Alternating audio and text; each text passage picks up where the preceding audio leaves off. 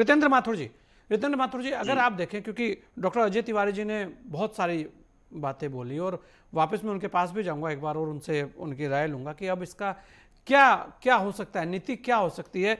अगर आप देखें माथुर साहब कि वर्तमान में अब बिहार चुनाव है, जिसे लेकर अभी से विपक्ष के अंदर तनातनी चली हुई है, मतलब ठीक ठाक तनातनी चल रही है। और ऐसा नहीं है, वहां पर ऐसी स्थितियां भी थी कि नीतीश जी को लेकर भी संशय बरकरार है सबके पास, दोनों तरफ संशय है वहां। ऐसा नहीं है कि वो भी कहते हैं ना कि बैठ गए हो कि नहीं अब सब कुछ ठीक है, ऐसा कुछ नहीं है। लेकिन उसके बाद भी आज भी बिहार की बात हो रही है, तो बिहार के अंदर जितना भी जो लड़ाई का माहौल दिखता है कि हाँ भाई पक्ष और विपक्ष का, तो एक ही बात होती है कि राजद और नीतीश, फिर वहां पर भारतीय जनता पार्टी और राजद, या एक चेहरा और आता है कि भाई वहां पर चिराग पासवान भी एक चेहरा वहां बनते दिखते हैं। लेकिन कांग्रेस की जब बात कर रहे हैं, उसी बिहार के अंदर कांग्रेस की स्थिति को लेकर कोई भी, जो आप देखेंगे पूरे पूरे इतने दिनों में बहुत सारी चीजें हुई हैं, बहुत सारी घटनाएं वहां हुई हैं, यहां तक कि प्रशांत लगातार वहां पर सक्रिय हैं और उन्होंने दिखाया भी है कि क्या है, वो भी पक्ष का चेहरा बन रहे हैं। लेकिन कांग्रेस वहां पर जहां पर मजबूत होनी चाहिए, बड़े बड़े लीडर हैं, तारिक अनवर जैसे बड़े बड़े खलीफा वहां है, लेकिन देखिए कि चर्चा में नाम नहीं है।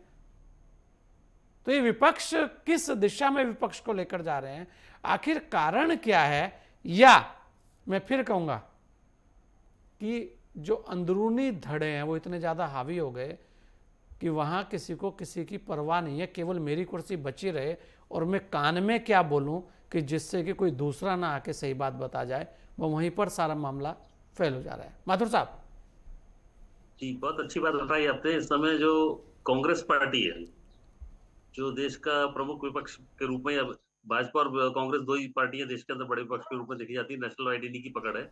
तो राष्ट्रीय स्तर पर देखा जाए तो अब इस समय कांग्रेस के साथ ये हो रहा है कि कांग्रेस का जो नेताजी हैं, तो नेताजी के जो अच्छा लगता है वो उनके मर्जी का अगर कोई दूसरा नेता काम करता है तो उनके लिए बहुत अच्छा है, और अगर वो थोड़ा सा टेढ़ा जाता है तो फिर वो उनका दुश्मन बन जाता है।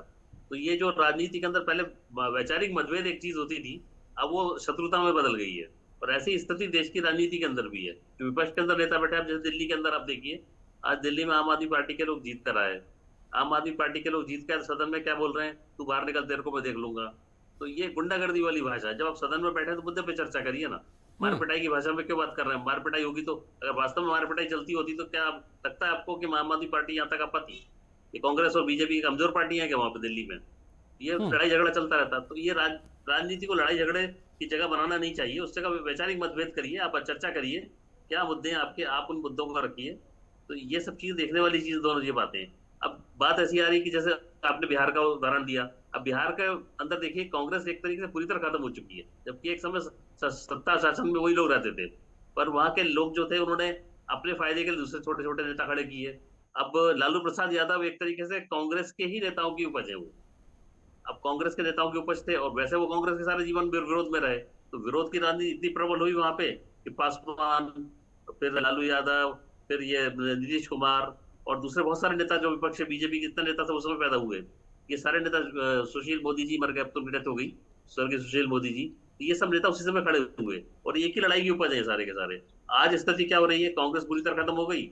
सामने कौन आ गए जो आपस में एक साथ एक थाली में बैठ के खाना खाते थे, लड़ने जाते थे, और वो लोग जो है आपस में एक दूसरे के सामने खड़े हुए हैं। लालू प्रसाद यादव नीतीश जी के सामने खड़े हैं। बीजेपी वाले जो उनके साथ चलते थे, उनको खर्चा, खाना खर्चा सब एक साथ चलाते थे, अपने चलते थे, वो लोग आपस में एक दूसरे के सामने लड़ रहे हैं। तो विपक्ष तो वहां पे भी नहीं, वहां भी तो सत्ता की लड़ाई चल रही है। तो ऐसे में मुद्दे सब खत्म, कुछ नहीं है। और फिर दूसरी, देश की जो राजनीति के अंदर जो गंदापन आया, वो गुंडों को प्रमोट करना है। गुंडा तत्व आपने जहाँ घुसा है तो पढ़े लिखे आदमी का तो काम खत्म हो गया।